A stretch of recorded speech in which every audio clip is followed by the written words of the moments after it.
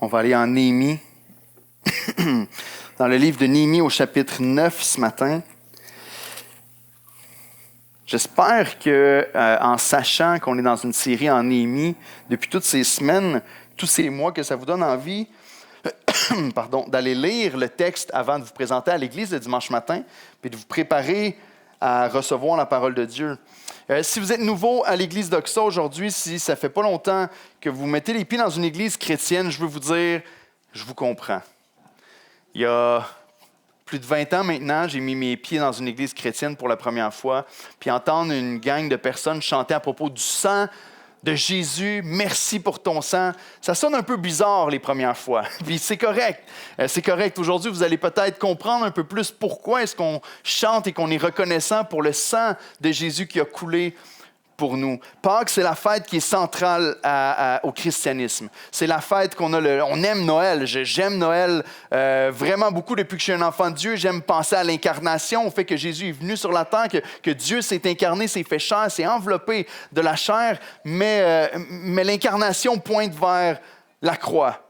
Et l'incarnation pointe vers l'œuvre que Jésus allait faire. L'incarnation n'était pas le but ultime.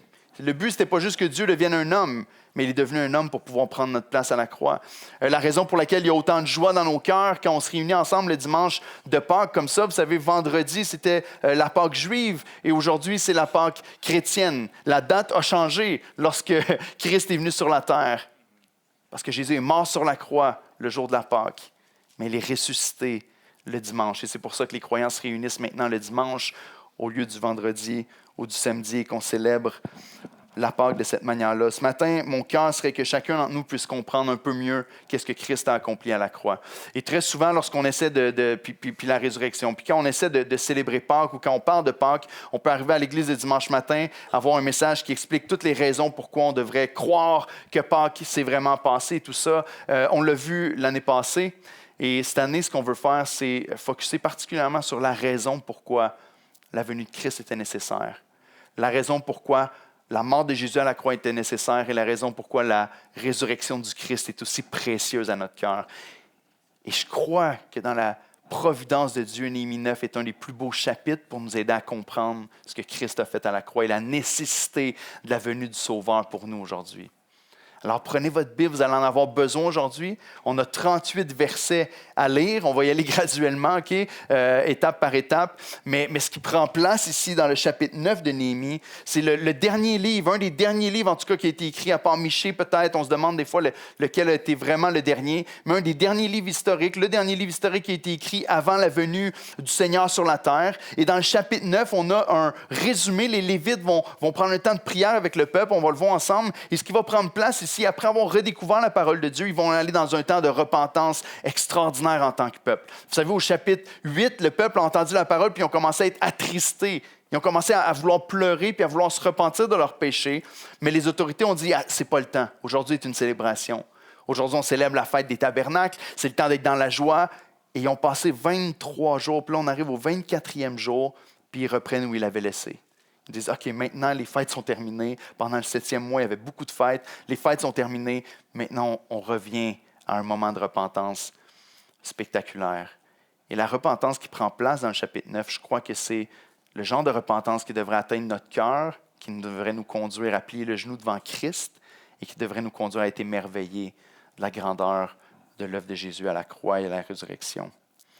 Vous savez, avant de comprendre et de connaître et de célébrer Pâques comme étant une bonne nouvelle, on doit premièrement réaliser la mauvaise nouvelle qui l'a précédée.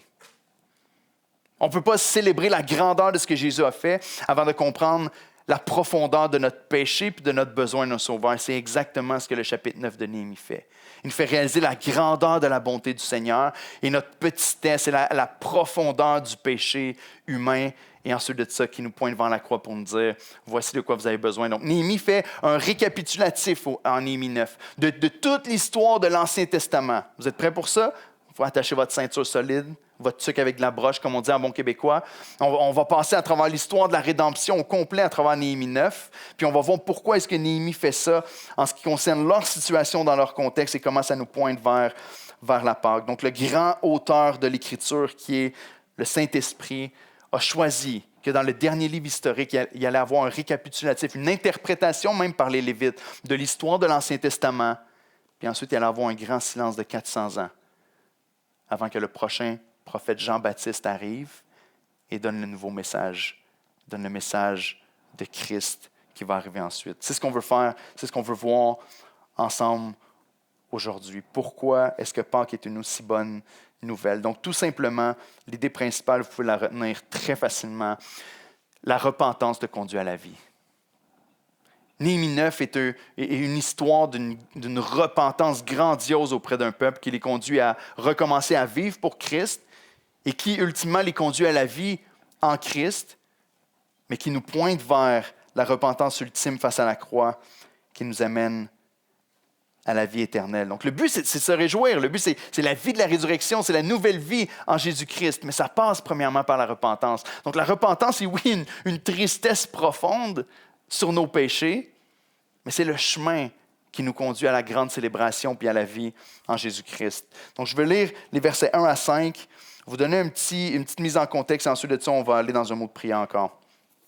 Néhémie, chapitre 9, à partir du verset 1. Voici ce qui nous est dit ici. Les versets 1 à 5 nous sortent de grands résumés de tout ce qui prend place dans le chapitre au complet. Voici ce qui est dit au verset 1. Le 24e jour du même mois, ça veut dire du 7e mois, les enfants d'Israël s'assemblèrent, revêtus de sacs et couverts de poussière, pour la célébration d'un jeûne. Ceux qui étaient de la race d'Israël, s'étant séparés de tous les étrangers, se présentèrent et confessèrent leurs péchés et les iniquités de leurs pères.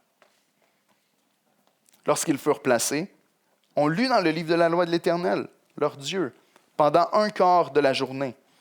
Et pendant un autre quart, ils confessèrent leurs péchés et se prosternant devant l'Éternel, leur Dieu.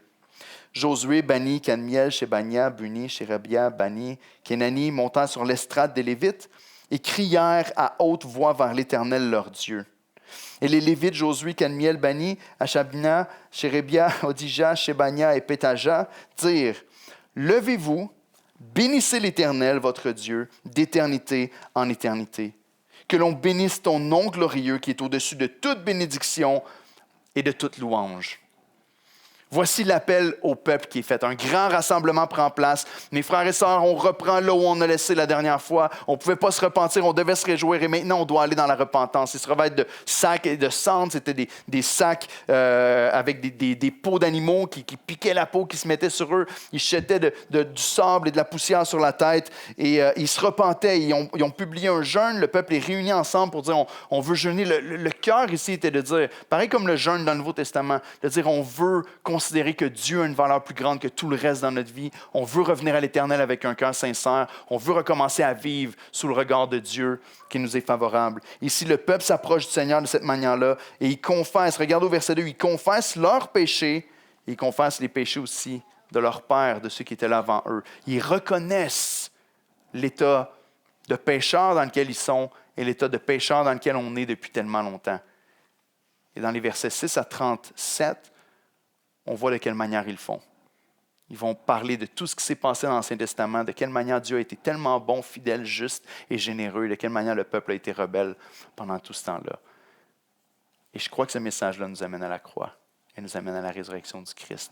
Et c'est ce que je veux vous convaincre ce matin. Donc, un moment extraordinaire de jeûne, de prière. Au verset 3 encore, on apporte le livre de la loi. Et comme un peuple vraiment passionné et qui ont vraiment le désir de se réconcilier avec Dieu, ils vont lire la parole de Dieu pendant 3 ou 4 heures. Vous êtes prêts si on faisait ça aujourd'hui? Puis ensuite de ça, ils vont prier et se repentir pendant 3 ou 4 heures encore une fois. Un quart de journée, un quart de journée. Wow! Parfois, on fait des réunions de prière d'1 heure, puis on se dit, ouf, le match va commencer bientôt, il faudrait que je parte.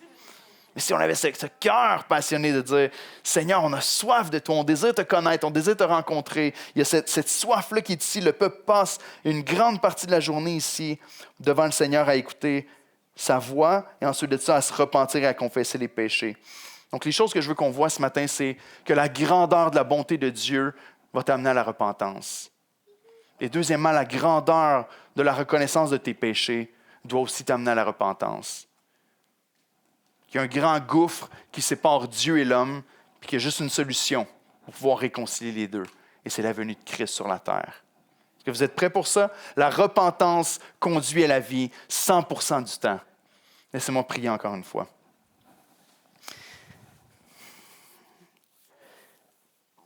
Éternel, ce matin, je veux te demander d'être avec ma bouche, que ta parole à toi se fasse entendre. Je veux te prier, mon Dieu, que l'adoration et l'émerveillement montent dans le cœur de chaque personne qui sont ici et moi-même inclus.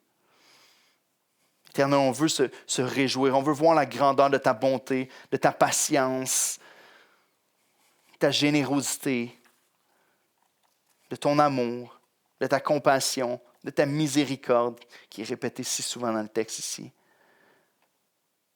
On veut voir en même temps la grandeur de notre besoin. Parce que la réalité, c'est que la grandeur de notre besoin révèle la grandeur de qui tu es et de ta gloire. Donc, je te prie, Seigneur, parle à nos cœurs aujourd'hui. Parle à nos cœurs et que cette Pâque puisse être un point tournant pour la vie de plusieurs personnes qui sont ici. Je te prie, Seigneur, pour les gens qui ne te connaissent pas vraiment encore, qui viennent à l'Église depuis quelque temps ou qui viennent avec leurs amis, je te prie de sauver leur vie, que ta parole puisse briller dans leur cœur, que toi, Seigneur, tu puisses briller comme étant nécessaire à leur vie, qu'ils puissent voir, Seigneur, qu'ils ont besoin de toi, que tu sauves des gens dans cette Église. Je te prie de préserver les autres et de faire monter encore l'adoration et la joie que peut-être on a laissé de côté ou qu'on a oublié en tant qu'enfant de Dieu. Et qu'en toute chose, mon Dieu, tu reçoives la gloire et l'honneur qui t'est dû. C'est en Jésus-Christ que je te prie ces choses. Amen. Donc ici, yes, Wesley est en feu à matin. Donc, on a le résumé dans les versets 1 à 5 de tout ce qui prend place dans le reste de la journée pour le peuple d'Israël ici. Et je veux qu'on regarde ensemble les versets 6 à 31 dans mon premier point.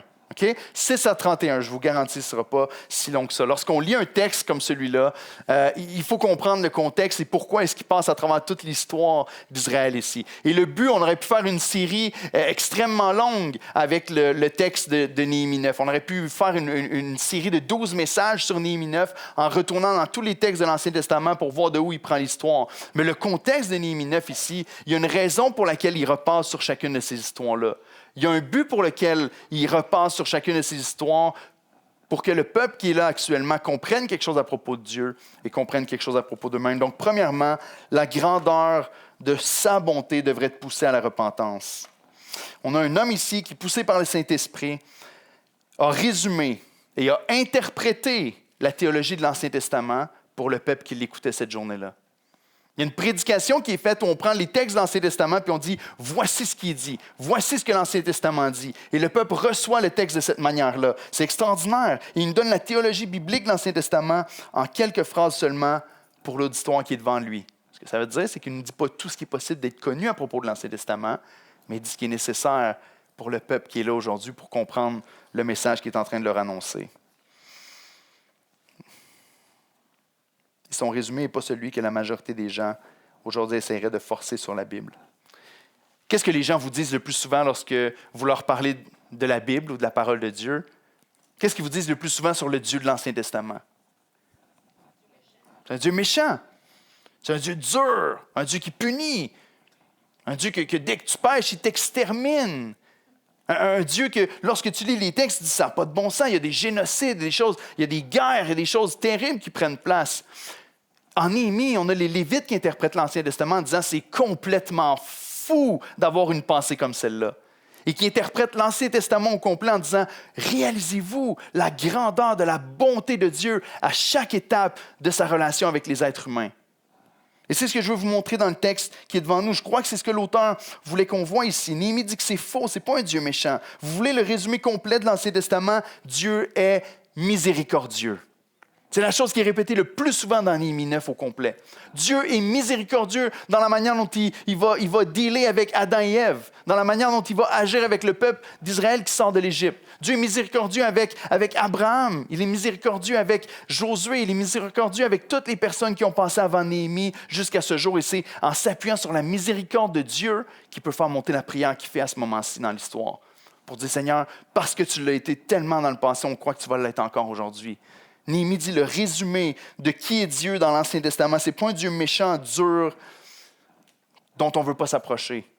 Mais c'est un Dieu miséricordieux, compatissant, riche en bonté, lent à la colère et prêt à pardonner le pécheur. Est-ce que c'est ta vision du Dieu de l'Ancien Testament. Je pense que le plus grand problème, c'est qu'on l'appelle l'Ancien Testament, puis que des fois, on pense que l'histoire de l'Ancien Testament est désuète. C'est le même Dieu. La parole de Dieu me dit dans le Nouveau Testament, en Jacques 1, 18, que Dieu ne change pas, qu'en lui, il n'y a aucun changement, aucun nombre de variations. C'est le même hier, aujourd'hui et éternellement. Notre Dieu est miséricordieux depuis le début jusqu'à aujourd'hui et ultimement à la croix de Jésus-Christ. Donc voici le résumé ici. Les Lévites nous témoignent que l'Ancien Testament est la démonstration de la grandeur de la miséricorde de Dieu. Est-ce que c'est notre vision de Dieu aujourd'hui? Rapidement, il nous parle de plusieurs livres de l'Ancien Testament. Il ne parle pas de tous les livres de l'Ancien Testament, mais il les englobe pas mal tous. Il nous parle de la création, il nous parle d'Abraham, il nous parle de l'Exode, il nous parle du temps que le peuple d'Israël a passé dans le désert, il nous parle de la conquête lorsqu'ils sont arrivés au pays de Canaan avec Josué, il nous parle des juges, des prophètes et de leur exil actuel. C'est un chapitre, frères et sœurs, si vous voulez prendre le temps d'aller le relire cette semaine et de creuser un peu, c'est un chapitre extraordinaire pour nous révéler l'histoire de la rédemption et l'histoire de notre Dieu. Chaque chapitre pointe vers le caractère de Dieu et vers le caractère des hommes. Donc, ce que je vais faire aujourd'hui, c'est un peu spécial. Normalement, je ne vais pas nécessairement prêcher de cette manière-là, mais ce que je vais faire, c'est que je veux qu'on passe une première fois sur le texte du verset 6 à 37 ensemble, puis ensuite de ça, on va passer une deuxième fois. On passe une première fois pour voir qu'est-ce que les Lévites ici dans Néhémie 9 essaient de nous communiquer à propos de Dieu, et une deuxième fois pour voir qu'est-ce que les Lévites essaient de nous communiquer à propos de l'homme dans le texte. OK? Donc, premièrement, on regarde qu'est-ce que ces chapitres-là nous témoignent à propos de Dieu. En fait, les versets 6 à 15 parlent principalement, uniquement de Dieu. Ils nous parlent juste de sa bonté et de sa grâce. Donc, premièrement, regardez avec moi à partir du verset 6. On va lire les versets 6 à 15 ensemble avant d'aller plus loin. Esdras, je suis dans le chapitre 8. Chapitre 9. Après avoir dit, levez-vous, bénissez l'Éternel, le Dieu d'éternité en éternité. Au verset 6, il dit, c'est toi, Éternel, toi seul, qui as fait les cieux des cieux et toute leur armée, la terre et tout ce qui est sur elle, les mers et tout ce qu'elles renferment. Tu donnes la vie à toutes choses, et l'armée des cieux se prosterne devant toi. Arrêtons ici une seconde. Les Lévites sont en train de rappeler, ils sont là avec tout le peuple, ils ouvrent l'Écriture, ils commencent à parler de l'histoire de la rédemption. Il commence avec la création. C'est le meilleur endroit où commencer. Pour montrer la bonté, la miséricorde et la générosité du Seigneur. La question dans cette première partie-là, c'est de se dire, est-ce que tu es reconnaissant ou est-ce que tu es ingrat face à l'œuvre de Dieu dans la création et à toutes les bonnes choses que le Seigneur te donne? Ici, regardez la manière dont il parle. C'est lui qui a fait les cieux des cieux et toute leur armée, la terre et tout ce qui est sur elle, les mers et tout ce qu'elle renferme. Tu donnes la vie à toutes ces choses et l'armée des cieux se prosterne devant toi. C'est toi, Éternel Dieu, qui a choisi Abraham au verset 7. On va y arriver bientôt, mais c'est le Seigneur qui donne toutes ces bonnes choses à l'être humain. C'est toi et toi seul, Éternel. Il y a cette formulation-là qui est reprise tellement souvent dans le Nouveau Testament, autant que dans l'Ancien Testament. Lorsqu'on parle de Dieu, on attribue la création particulièrement à Dieu. Autrement dit, ce que ça veut dire, c'est que vous et moi, on ne vit pas sur notre propre terre. C'est ce que ça veut dire dans sa formulation la plus simple. Je ne sais pas comment vous agissez quand les gens viennent manger à la maison chez vous. Je vous le dis tout de suite, si je vous invite à manger à la maison, je pense qu'on va avoir un petit problème si, pendant l'heure de souper, vous mettez vos pieds sur la table, vous enlevez vos bas, puis vous commencez à couper vos ongles d'orteil. Parce que chez nous, on ne fait pas ça. Peut-être que vous le faites chez vous. Peut-être que c'est correct à la maison, mais chez nous, non. Dans notre maison, il y a certaines règles de respect qu'on respecte, que les enfants doivent respecter, qu'ils doivent faire. Par exemple, à la maison, chez nous, nos enfants ne mangent pas avec un chapeau sur la tête ou une casquette. Peut-être que vous faites différent, c'est correct. Mais on a certaines règles qu'on respecte à l'intérieur de la maison. On est sur la terre du Seigneur ici. On habite dans le monde que Dieu a créé. Ça lui appartient. On est chez eux, autrement dit. Et Dieu dit, voici comment on doit vivre sur ma terre. Les règles que Dieu a données dans le Jardin d'Éden, c'est totalement légitime. C'est chez eux. Et il dit, mangez de tout. Prenez tout ce que vous voulez, faites tout ce que vous voulez, mais ne touchez pas à cet arbre-là. C'est chez nous, je fais les règles. La bonté du Seigneur est manifestée dans la création, dans toutes les bonnes choses. Souvent, on regarde la Genèse et on dit, mais pourquoi Dieu n'a pas permis à l'homme de toucher à cet arbre? Mais la bonne question à se poser, c'est pourquoi l'homme a touché à cet arbre alors qu'il y avait tout le reste autour de lui duquel jouir, des fruits en abondance, l'eau qui jaillissait du sol pour nourrir toute la création, la vie, sa femme. Il y avait tout pour être heureux. Et pourtant, il fallait qu'il touche à la chose que Dieu avait dit de ne pas toucher. Tout ce qui est bon vient de Dieu. Est-ce que tu le réalises? J'ai parlé de Jacques 1, où est-ce qu'on nous dit que Dieu, il n'y a aucun changement, aucune variation, mais ce passage-là nous dit que toute bonne chose nous vient d'en haut, du Père des Lumières. Les lumières, quand on pense à la création, c'est les premières choses que Dieu a faites. On pense au Créateur. Toute bonne chose nous vient d'en haut. Tout ce que tu peux qualifier de bon dans ta vie nous vient du Seigneur. Qu'est-ce que ça provoque dans ton cœur comme attitude, comme réponse envers Dieu? La gratitude ou l'ingratitude? Toute bonne chose. Quand je réfléchissais à ça cette semaine, j'ai juste pensé à peut-être la chose la plus simple, mais j'ai dit les 5 sens que Dieu nous a donnés. Est-ce que ce n'est pas extraordinaire juste si on s'arrête là? Je ne sais pas si vous avez déjà commencé à réfléchir de cette manière-là ou faire des scénarios de comment la vie pouvait être différente. Là. Moi, je me suis déjà imaginé si Dieu n'avait pas créé les couleurs. Je suis daltonien, mais j'apprécie quand même les couleurs, même si je ne les vois pas comme vous autres. Si Dieu n'avait pas créé les couleurs, si Dieu n'avait pas créé les saveurs, les odeurs, les sons et tout ça, si on mangeait chaque jour de la pâte grise, que ça n'avait aucune saveur, c'est juste que si on n'en mange pas, on meurt. Mais Dieu a créé des saveurs, des couleurs, des sons, des odeurs.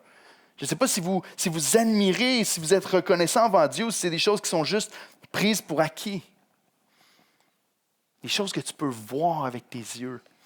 Le paysage, je ne sais pas pour vous, moi je suis très content de ne plus voir la neige ces derniers jours, de commencer à voir le soleil, commencer à voir les tulipes, les feuilles commencent à pousser. Il n'y a pas encore de fleurs, mais les feuilles commencent à pousser, ils sont là.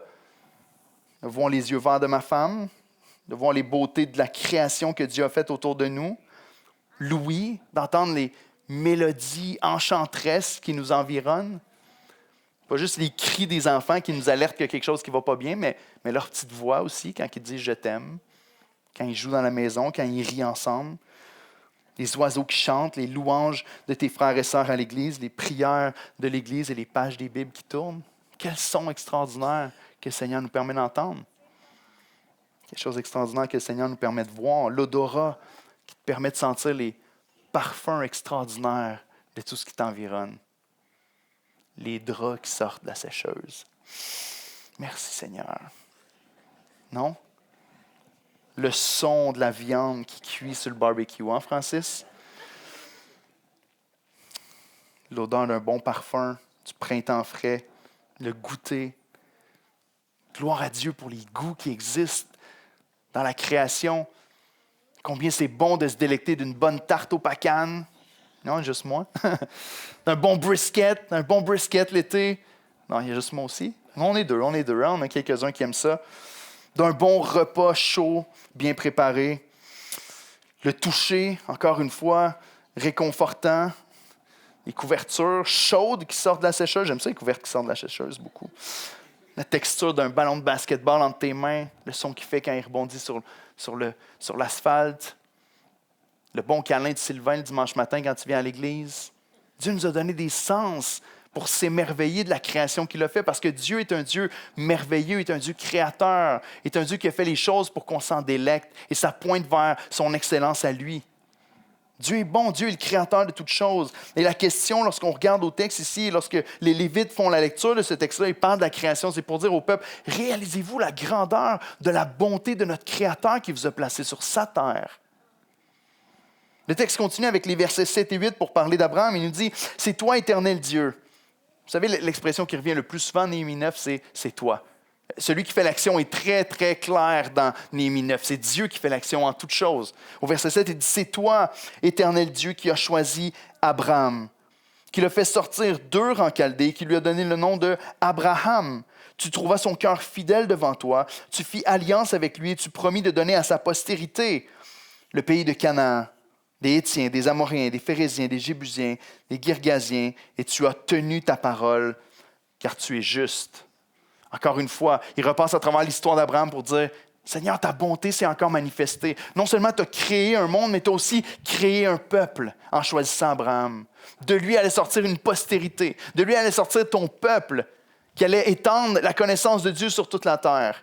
Et ici, lorsqu'on parle de la postérité d'Abraham, depuis le début, c'est au masculin dans l'Ancien Testament. On parle du descendant d'Abraham, celui qui va venir d'Abraham et de qui toutes les nations, et à travers qui toutes les nations vont être bénies. Et ici, on parlait, et Abraham croyait que c'était spécifiquement son fils Isaac. De lui allait sortir une nation. Il y a toute une descendance qui est donnée par la suite à travers Abraham. Mais Dieu a choisi un homme. Dieu a choisi un peuple et il a dit qu'il allait bénir les nations à travers lui. Il a dit qu'il allait leur donner un pays. Le peuple est actuellement dans ce pays-là. Pas dans le même état qu'au départ. Mais Dieu les a emmenés jusque dans le pays promis. Un peuple qui lui appartient, un peuple avec qui il a fait alliance. Dieu a fait alliance avec Abraham. Le peuple brise alliance constamment. Dieu demeure fidèle à son alliance. Et c'est ce qui est dit juste ici. Seigneur, tu as été fidèle à ton alliance à la fin du verset 8 et tu as tenu parole car tu es juste. On élève encore la grandeur et la bonté de Dieu. Il nous dit qu'il va avoir un héritier qui va descendre de toi. Regardez les versets 9 à 15. On nous parle du peuple d'Israël. Donc Dieu est bon à travers le choix d'un homme. La promesse qu'il lui fait, il va avoir une postérité, il va avoir un pays qui va lui être donné. Au verset 9 à 15, on nous parle de l'Exode. Il dit, tu vis l'affliction de nos pères en Égypte, tu entendis leurs cris vers la mer Rouge, tu opéras des miracles et des prodiges contre Pharaon, contre tous ses serviteurs et contre tout le peuple de son pays. Parce que tu savais avec quelle méchanceté ils avaient traité nos pères, et tu fis paraître ta gloire comme elle paraît aujourd'hui. Verset 11. Tu fendis la mer devant eux, et ils passèrent à sec au milieu de la mer.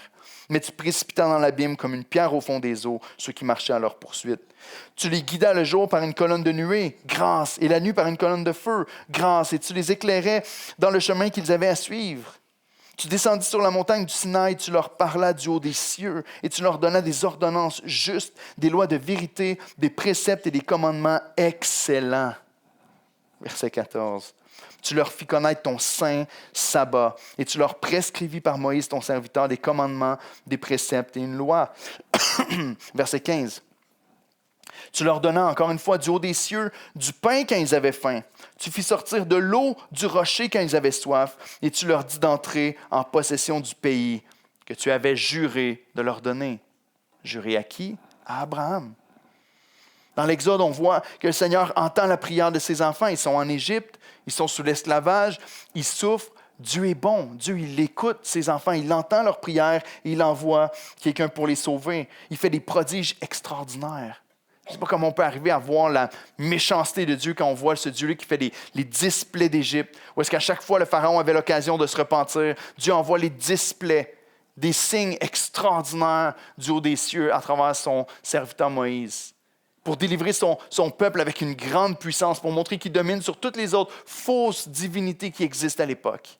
Et Dieu délivre son peuple. Dieu le fait sortir d'Égypte. Pas les mains vides, avec les richesses de l'Égypte. Il leur donne de l'or, il leur donne de la nourriture. Ils partent dans le désert pour aller dans le pays que Dieu leur a promis. Il détruit leur ennemi en les plongeant dans les eaux. Il sépare la mer en deux. Il devrait entendre plus de « wow ».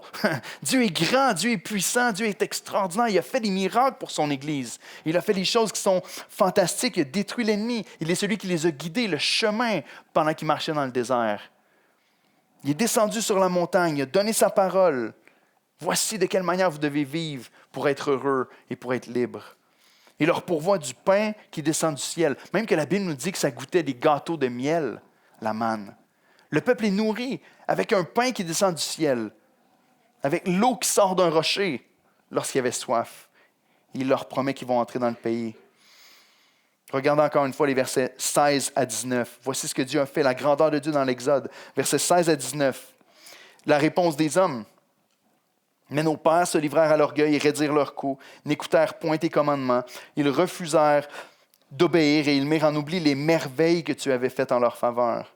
Ils raidirent leur cou et, dans leur rébellion, ils se donnèrent un chef pour retourner à leur servitude. Mais toi, tu es un Dieu prêt à pardonner, compatissant, miséricordieux, lent à la colère, riche en bonté, et tu ne les abandonnas pas.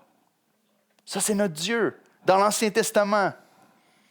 Verset 18. Même quand ils se firent un veau d'or et dirent, voici ton Dieu qui t'a fait sortir d'Égypte, et qu'ils se livrèrent envers toi de grands outrages dans ton immense miséricorde.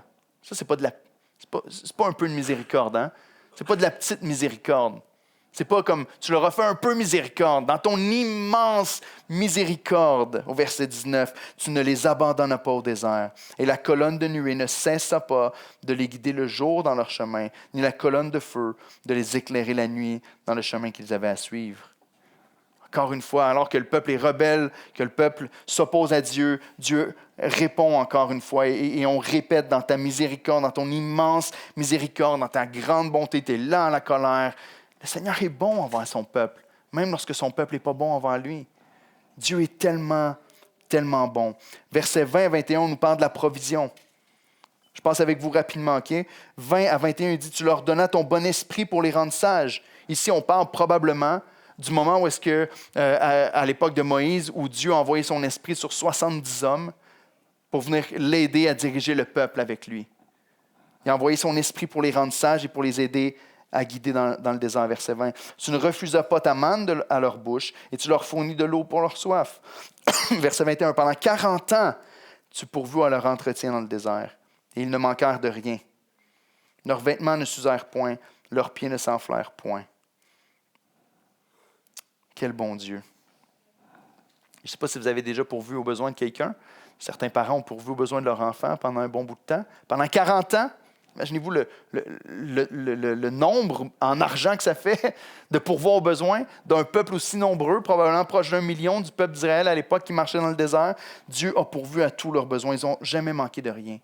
Même que la Bible dit que leurs souliers ne s'est pas usé. Dieu les a aimés. Dieu leur a pourvu pour chaque chose dont ils avaient besoin et même pour leur force pour qu'ils continuent leur marche dans le désert.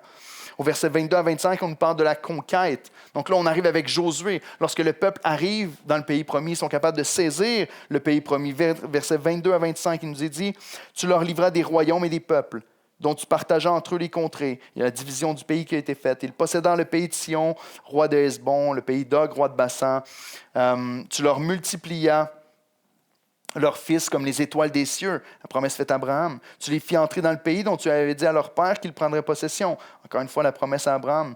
Et leurs fils entrèrent et prirent possession du pays. Tu humilias devant eux les habitants du pays, les Cananéens, et tu les livras entre leurs mains avec leurs rois et les peuples du pays pour qu'ils les traitassent à leur gré. Verset 25, ils devinrent maîtres de villes fortifiées, de terres fertiles. Ils possédèrent des maisons remplies de toutes sortes de biens, des citernes creusées, des vignes, des oliviers, des arbres fruitiers en abondance. Ils mangèrent, ils se rassasièrent, ils engraissèrent et ils vécurent dans les délices. Comment? Par ta grande bonté. Voyez-vous de quelle manière les Lévites présentent Dieu dans l'Ancien Testament ici? Immense miséricorde, lent à la colère, grande bonté, compassion. Dieu passe son temps à offrir sa générosité, son amour, et que tu le vois ou non dans ta vie aujourd'hui, Dieu manifeste constamment sa bonté envers toi. Dieu manifeste constamment sa miséricorde envers toi. Dieu manifeste constamment sa provision envers toi. Et qu'est-ce qui se passe? Versets 26 à 28. On voit maintenant l'histoire des juges après la conquête. Voyez-vous, il commence par nous parler de la conquête, de comment les gens ont tellement mangé que le peuple a commencé à engraisser, le peuple était confortable, le peuple avait tout ce qu'ils avaient besoin. Au verset 26, lorsque Dieu donne et lorsque Dieu manifeste sa bonté, voici ce qui prend place. Néanmoins, ils se soulevèrent et se révoltèrent contre toi. Ils jetèrent ta loi derrière leurs dos. Ils tuèrent des prophètes et qui les conjuraient de revenir à toi. Et ils se livrèrent envers toi de grands outrages. Alors tu les abandonnas entre les mains de leurs ennemis, qui les opprimèrent. Mais au temps de leur détresse, ils crièrent à toi. Et toi, tu les entendis du haut des cieux. Et dans ta grande miséricorde, tu leur donnas des libérateurs qui les sauvèrent de la main de leurs ennemis. On parle des juges ici. Quand ils eurent du repos, ils recommencèrent à faire le mal devant toi. Alors tu les abandonnas entre les mains de leurs ennemis qui les dominèrent. Mais de nouveau, ils crièrent à toi.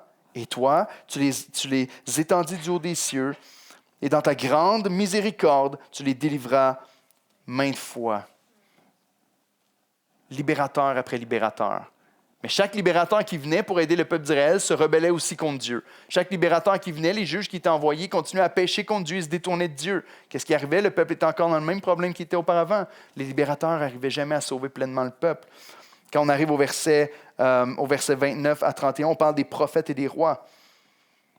Verset 29, on dit « Tu les conjuras de revenir à ta loi » à travers le message des prophètes, et ils persévérèrent dans l'orgueil. Ils n'écoutèrent point tes commandements. Ils péchèrent contre tes ordonnances qui font vivre celui qui les met en pratique. Ils eurent une épaule rebelle.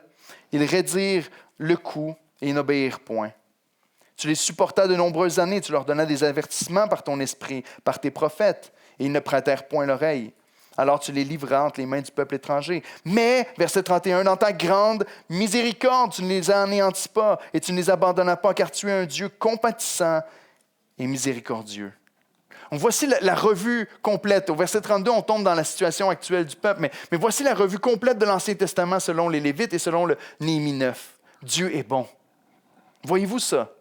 La question pour nous, c'est de se dire, mais qu'est-ce que je fais avec tout ça, Éric? C'est quoi que c'est supposé changer dans ma vie? Qu'est-ce que ça fait que je regarde à l'histoire de l'humanité qui révèle la grandeur de la bonté de Dieu envers les hommes? Mais la première question, c'est, est-ce que tu le vois vraiment que Dieu est bon? Est-ce que ce matin, en écoutant ma voix qui récite l'Ancien Testament en disant combien Dieu est bon, que tu vois le texte ici dans Néhémie 9, est-ce que tu te dis, c'est vrai, je reconnais que le Seigneur a été tellement bon envers moi aussi. Je reconnais que ça, c'est la manifestation de la bonté de Dieu envers moi. Ou est-ce que tu es pas mal indifférent puis ingrat face à la bonté du Seigneur? Tu ne peux pas célébrer Pâques tant que tu ne réalises pas la grandeur de la bonté de Dieu envers toi. La deuxième question, c'est est-ce que tu lui donnes gloire et reconnaissance? La troisième, c'est est-ce que tu es convaincu de pécher face à sa bonté? En Romains 2,4, dans le Nouveau Testament, l'apôtre Paul va reprendre cette pensée-là qui est exprimée en Néhémie 9. Le peuple est supposé être conduit à la repentance en voyant la grandeur de la bonté de Dieu envers eux. Puis en Romains 2,4, il nous est dit, est-ce que tu méprises les richesses de sa bonté, de sa patience, de sa longanimité, ne reconnaissant pas que la bonté de Dieu te pousse à la repentance? Est-ce que ce matin, la bonté du Seigneur te pousse à la repentance? Un peu comme un enfant qui a été abandonné, qui a été rejeté très souvent dans sa vie, puis que tu vas vers lui en lui disant « je t'aime », puis tu essaies de lui donner de l'amour constamment. Beaucoup de parents, j'ai un ami qui a adopté un petit garçon, beaucoup de parents vont devoir faire ce travail-là avec les enfants qu'ils adoptent souvent, qui ont vécu le rejet, qui ont vécu l'abandon, et que tu continues à lui dire « je t'aime », puis l'enfant continue de dire « non », puis continue d'offrir du refus, puis de repousser, puis tu continues à dire mais je t'aime, puis un jour, il est brisé par la grandeur de l'amour et de la bonté que tu lui donnes. Est-ce que la bonté et l'amour de Dieu a cet effet-là dans ton cœur et dans ta vie? Sinon, c'est peut-être que tu ne réalises pas la profondeur de ton péché. Puis sans revenir sur tous les passages, je vais vous pointer à quelques points ici, mais lorsqu'on regarde à l'histoire de l'humanité définie ici par les Lévites en Néhémie 9, ce qui est très clair, c'est que Dieu est bon, Dieu est généreux. Dieu donne constamment, Dieu est toujours prêt à pardonner, à faire miséricorde. Mais la réponse de l'homme, par contre, n'a pas la même nature. Sa bonté est abondante, sa justice, sa miséricorde sont constantes. Est-ce que tu peux regarder à ta vie puis voir la même chose? Parce que si oui, l'adoration naît d'un cœur qui reconnaît la grandeur de la bonté de Dieu. Est-ce que tu peux regarder à ton histoire et dire, je peux dire que mon témoignage témoigne de la grandeur de la bonté du Seigneur, témoigne de la grandeur de sa générosité. Parce que deuxièmement, la grandeur de tes péchés aussi devrait te pousser à la repentance. C'est une première lecture du texte qui démontre que Dieu est bon, juste et miséricordieux. Une deuxième lecture du texte nous montre que nous sommes pécheurs, rebelles, méchants et ingrats. Lorsqu'on pense à la création, c'est ce qui se passe. Si on repasse à travers chacune des étapes, on se dit, mais à la création, est-ce que tu es rempli de gratitude face à toutes les choses que Dieu a faites pour toi? Vous savez, Dieu n'avait pas besoin du monde dans lequel on vit. Hein? Est-ce que vous êtes conscient de ça? La parole nous enseigne que Dieu est parfaitement comblé en lui-même, qu'il n'a pas besoin de nous, de toi ou moi, il n'a pas besoin de la création pour être heureux. Il est parfaitement heureux dans cette relation entre le Père, le Fils et le Saint-Esprit de toute éternité.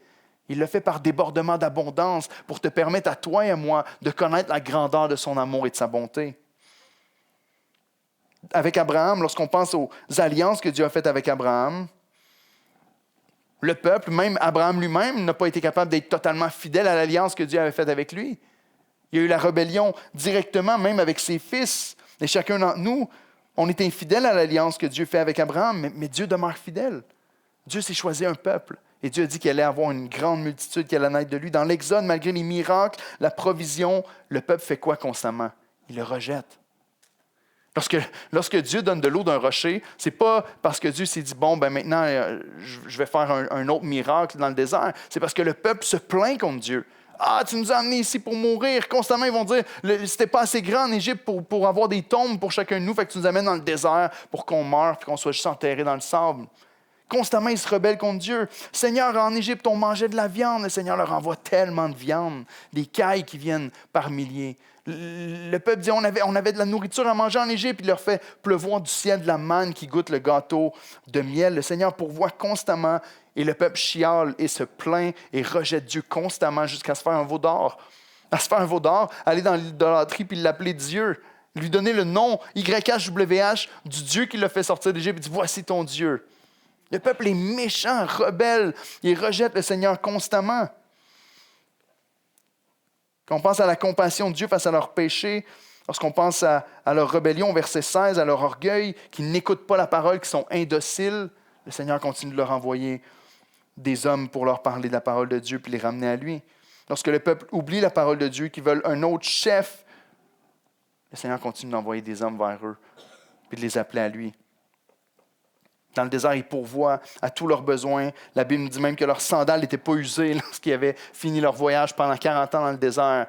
Et qu'est-ce qu'on fait? On rejette le Seigneur au point même où toute une génération n'a pas pu entrer dans le pays promis.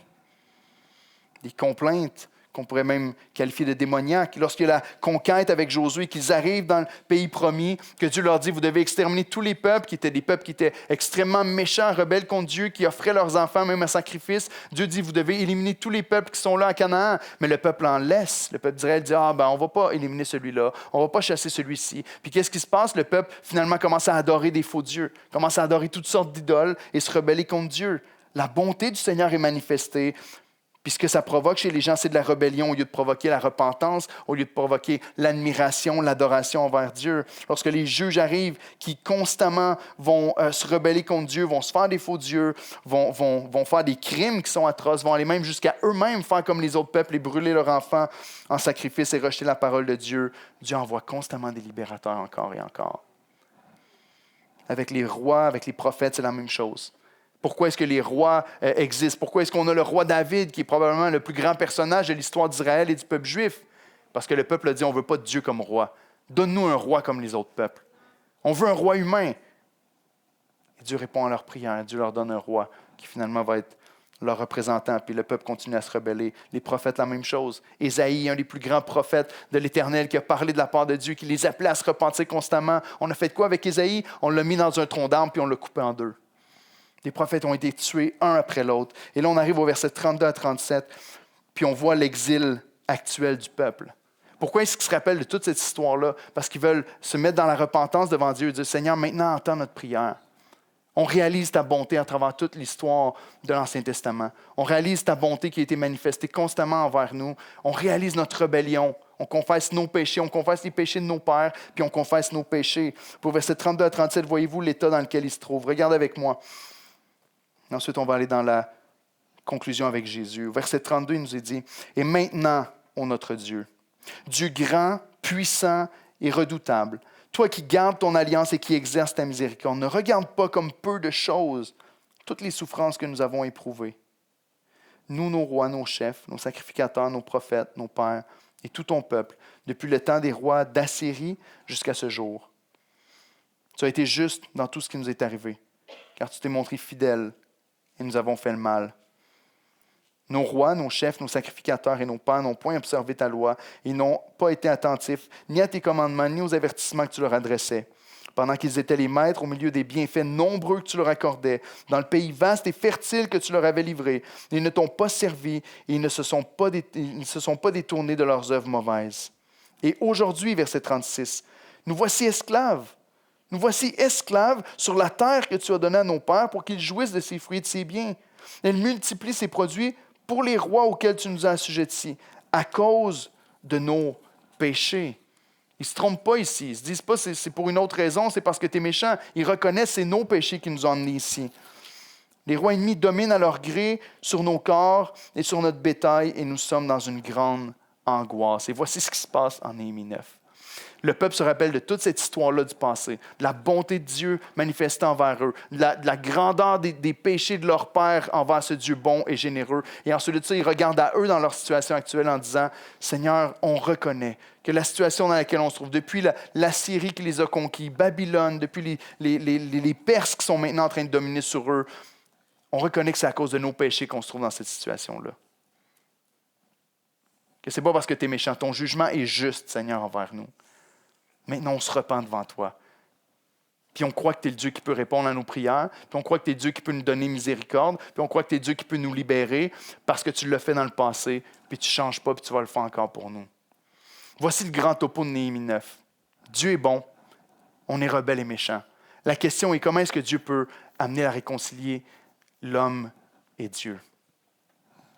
Même lorsqu'on regarde à Néhémie ici, puis qu'on regarde à l'histoire du peuple d'Israël à travers la reconstruction du temple et des murailles, on se dit en lisant Néhémie 9, enfin le peuple a compris quelque chose. Dans le chapitre 10, on voit qu'ils font une alliance avec Dieu pour marcher selon sa loi et ses ordonnances. Puis on se dit, enfin le peuple est revenu, puis tout va être beau. Mais Néhémie, le livre de Néhémie se termine au chapitre 13 avec la rébellion du peuple, puis ils retombent dans les mêmes choses que leur père avait commis auparavant. Mais ce chapitre-là est là, comme en fermant presque le canon des Écritures de l'Ancien Testament, avec la question, comment est-ce que ce sera possible de vraiment vivre dans cette relation-là avec Dieu, de reconnaissance envers sa bonté et de communion avec le Seigneur? Comment est-ce que la réconciliation avec Dieu va être possible? Parce que la réalité, c'est que Dieu est juste et doit punir le pécheur. C'est pas moi, c'est la Bible qui le dit dans Proverbe 17 au verset 15. Il est dit, « Celui qui absout le coupable est une abomination à l'Éternel. » Comment est-ce que Dieu lui-même peut être une abomination à lui-même en disant « Je vais juste pardonner vos péchés comme si de rien n'était. Je vais juste vous renvoyer libre et je ne vais pas punir le coupable que vous êtes parce que vous avez péché contre moi. » Dieu ne peut pas faire ça tout en demeurant juste. Donc Dieu doit dire « Comment est-ce que je vais faire? » Parce que Dieu est plein de compassion et d'amour et veut sauver son peuple. La réponse, frères et sœurs, c'est ce qu'on célèbre à Pâques à chaque année. La réponse est que la seule manière que Dieu pouvait être juste tout en justifiant le pécheur, c'est en disant « Parfait, je vais venir moi-même porter le prix pour le péché de ceux que j'ai créés. » Jésus allait venir lui-même, Dieu fait chair, dans la chair humaine pour pouvoir être le représentant des hommes et en même temps 100% Dieu parce que sa valeur est assez grande pour payer pour le péché de tous les hommes, qui vient dans la chair et qui meurt sur la croix au vendredi saint et qui prend sur lui la condamnation de tous nos péchés. Jésus-Christ est venu pour réconcilier et permettre ce qui est donné ici dans Néhémie 9 et le rendre possible. La solution, c'est que la repentance conduit à la vie, mais seulement en Jésus et nulle part ailleurs. La grandeur de la bonté de Dieu qui est manifestée depuis le début des temps est manifestée en Jésus-Christ à la croix. La grandeur de la méchanceté des hommes depuis le début des temps envers Dieu est manifestée ultimement par le sacrifice du Fils de Dieu à la croix. La grandeur, il n'y a aucun crime plus grand qui a été fait que le jour où on a dit « Dieu est là devant nous dans la chair, tuons-le ». Qui est venu pour faire des miracles, pour guérir les malades, pour ressusciter les morts, pour annoncer la bonne parole du Seigneur. Vous savez, lorsqu'on regarde à tout ce qu'on vient de voir dans les chapitres 6 à 32, lorsqu'on regarde des versets 6 à 31 justement, lorsqu'on regarde à l'histoire de l'Ancien Testament, qu'on pense à la création, à Abraham, à l'Exode et à tout ça, Jésus-Christ est la réponse à tout depuis le début. Jésus-Christ est celui que le Nouveau Testament va dire qu'il est le premier-né de toute la création. La Bible nous dit qu'il est la parole de Dieu. Au commencement était la parole était avec Dieu et la parole était Dieu et toutes choses ont été faites par elle. Et rien de ce qui a été fait sans elle. La Bible nous dit même en Colossiens que toutes choses ont été faites par lui et pour lui. Christ est le créateur de l'univers. En Jésus-Christ se trouve la réponse à la grandeur de la bonté de Dieu. Lorsqu'on pense à Abraham et qu'on pense à son héritier qui allait venir sur la terre en qui une multitude allait être bénie, qui allait avoir un grand peuple qui allait croire, on ne le voit pas nécessairement dans l'Ancien Testament. Parce que lorsqu'on pense à la descendance d'Abraham, on voit des gens qui se rebellent à Dieu et des gens qui suivent Dieu. Mais en Jésus-Christ, par la foi, nous sommes les fils et les filles d'Abraham. Christ est l'héritier d'Abraham qui nous amène jusque dans le pays promis. Jésus-Christ est l'héritier. Jésus-Christ est celui qui a été promis à travers la semence d'Abraham.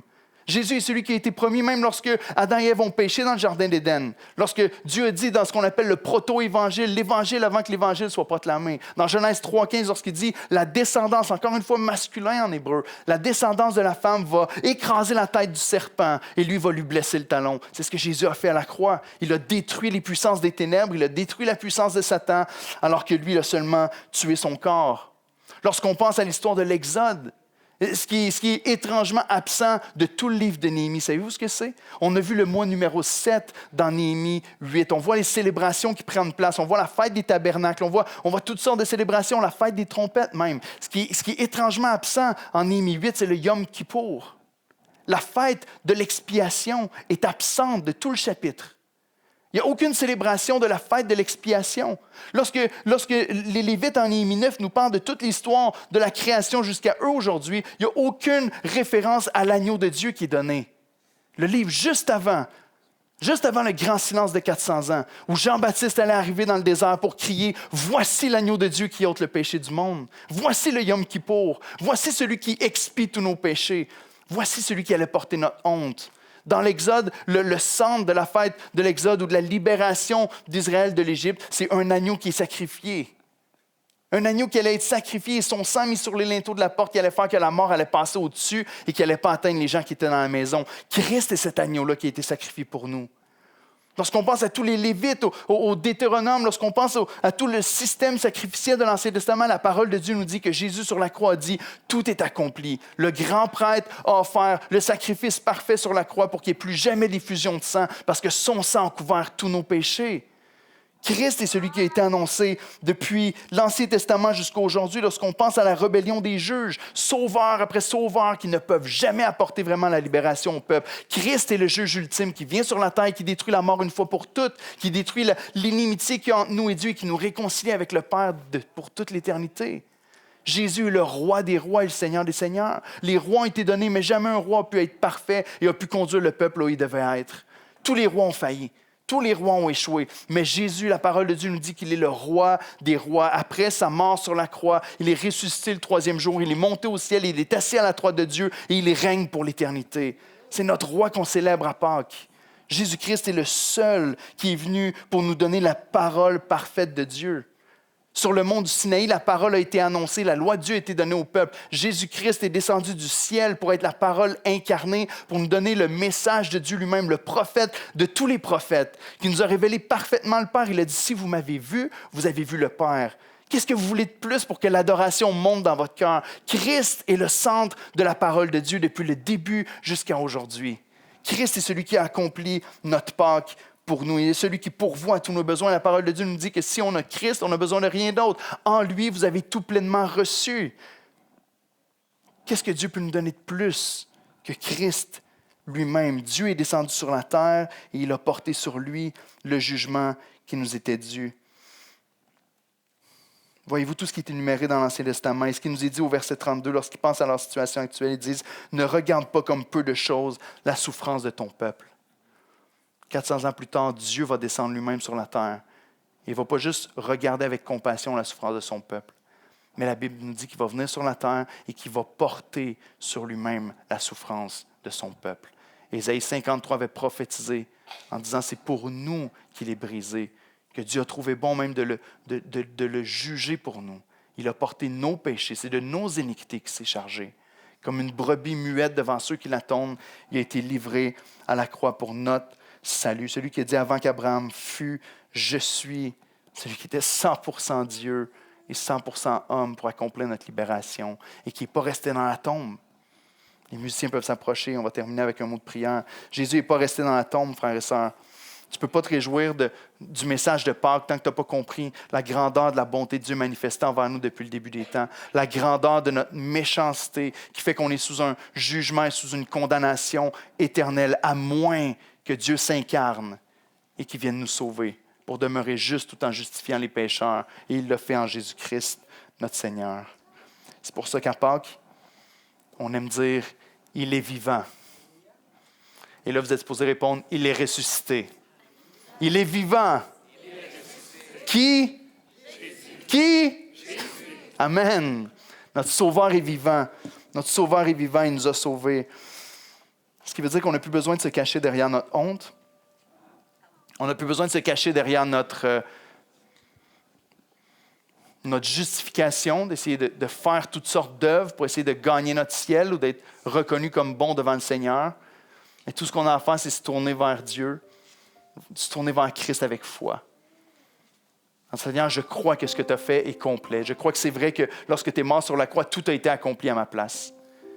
J'ai plus besoin de rien faire pour être sauvé que de placer ma confiance en toi, que de me repentir de mes péchés. C'est drôle peut-être de se dire un jour de Pâques, le pasteur nous appelle à la repentance, c'est un jour de joie. La joie vient à travers la repentance. Lorsque tu reconnais la grandeur de tes péchés, tu peux enfin te réjouir de la grandeur de son sacrifice. Et c'est ce qu'on veut célébrer ensemble en terminant. Je vous inviterai, si vous le voulez bien, à vous lever avec moi. Je vais dire un dernier mot de prière. On va chanter 2 chants et ensuite de ça, on va terminer en prenant le repas du Seigneur. Parce que le Seigneur Jésus, lorsqu'il est venu sur la terre, avant d'aller à la croix, il nous a laissé un symbole. Il nous a laissé un signe. Il a dit « Faites ceci en mémoire de moi. Toutes les fois, vous prendrez ce repas ensemble. » Il nous a laissé le pain qui représente sa chair, son corps qui a été brisé à notre place sur la croix. Il nous a laissé son sang, le fruit de la vigne qui représente son sang qui a coulé, le sang de la nouvelle alliance, qui nous promet qu'un jour on va boire de ce vin à nouveau avec lui dans les lieux célestes, qu'on va manger au banquet de l'agneau dans la vie éternelle avec le Seigneur. Donc c'est à la fois un sujet de recueillement, de tristesse, de repentance lorsqu'on prend le repas du Seigneur, puis en même temps un sujet de joie extraordinaire. Donc à la vue de ce que tu as fait pour nous, Seigneur, à la croix, à la vue de ton œuvre, Jésus, où est-ce que tu as pris notre place, Seigneur, ce matin, on veut te dire merci. Ce matin, on veut manifester notre reconnaissance envers toi. Pas juste de prier pour les personnes qui sont ici et pour qui ça fait tellement pas de sens ce qui vient de se passer dans la dernière heure. Juste prier pour les gens qui sont ici et qui se disent mais ce gars-là, il est passionné pour des choses qui font aucun sens, qui sont ridicules. Je te prie ce matin que tu puisses convaincre chacune de ces personnes dans les prochains jours qu'ils soient incapables d'arrêter de penser à ce que toutes les bonnes choses qu'ils peuvent expérimenter viennent de toi. Ce n'est pas le hasard d'une évolution quelconque qui a créé toutes ces choses merveilleuses, mais c'est toi qui l'as voulu pour nous, pour notre plaisir, pour qu'on puisse reconnaître que tu es grand, que tu es bon, que tu es saint, que tu es généreux, que tu es compatissant et miséricordieux et rempli de grâce. Je prie, mon Dieu, que chaque odeur qu'on va sentir dans les prochains jours, chaque son agréable qu'on va entendre, chaque mélodie, chaque chose qu'on va goûter, dont on va se délecter, chaque fois qu'on va faire « qu'on peut se dire « ça me vient de Dieu ». C'est des rayonnements de la gloire du Seigneur. Et je te prie que ça nous amène à la repentance. Comme l'apôtre Paul le dit, que la bonté du Seigneur nous conduise à la repentance, à se repentir de ne pas avoir reconnu, d'avoir été ingrat pendant peut-être si longtemps. Et je te prie pour les chrétiens qui sont ici. Peut-être qu'ils viennent avec une grande joie dans le cœur aujourd'hui célébrer la résurrection du Sauveur. Qui viennent avec une grande joie dans le cœur, Seigneur, en disant « Oui, j'avais hâte de venir à l'Église, puis de chanter des chants qui parlent de la résurrection, de célébrer avec mes frères et sœurs. » Je te prie, Père, que tu puisses alimenter ce feu d'adoration puissamment aujourd'hui. Peut-être en relisant Néhémie 9 ou en repensant à la grandeur de ta bonté et de ta générosité.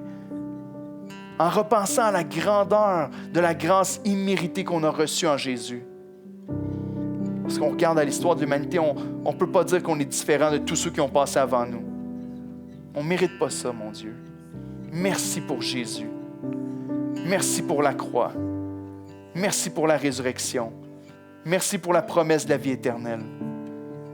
Que ta gloire puisse être manifestée dans nos vies, mon Dieu. Reçois l'adoration de ton peuple aujourd'hui, on te demande.